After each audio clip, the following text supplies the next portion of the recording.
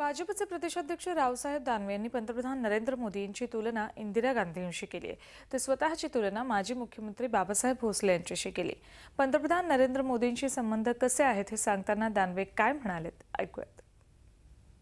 मला असं वाटलं आता प्रधानमंत्र्यांनी मला बोलून सांगितलं का ते फायनल आहे.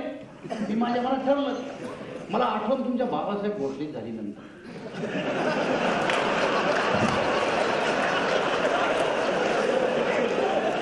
बाबासाहेब भोसलेला सांगितलं होतं इंदिरा गांधींना की तू मुख्यमंत्री होणार आहे. ते सांगतात मला माहित नाही, पण मी ऐकले लोकांकडून की बाबासाहेब भोसले जे मुंबईत आले बाहेरून कुलप लावून घेतली, नवरा बायको जात होती कोणाला सांगायचं नाही, पण नीट झोपत नव्हते ते. या अंगावर त्या अंगावर बायको त्यांना म्हणली की तुमची तब्येत खराब दिसून राहिली. तुला नाही रे, तुम्ही असं का करता? असं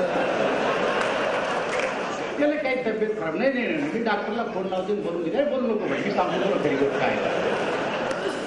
खरी गोष्ट अशी की मी दिल्लीला गेलो होतो आणि मला प्रधानमंत्र्यांना सांगितलं की तुला मी मुख्यमंत्री करणार आहे, फक्त कोणाला सांगू नको, तू बोलू नको म्हणे उद्या. जरा घरी बोलताना नीट बोलत असतो मी.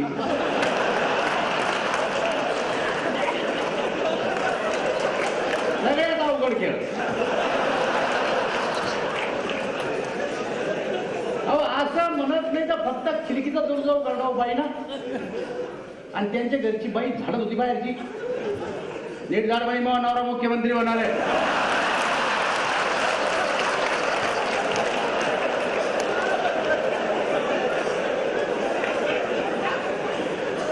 मला ती बी झाडत झाडत त्या तोरे जेच गेलो लोकांच्या अंगावर झाडायला लागली. तिला अंगावर पण जात आहे मग मला मुख्यमंत्री होणार आहे.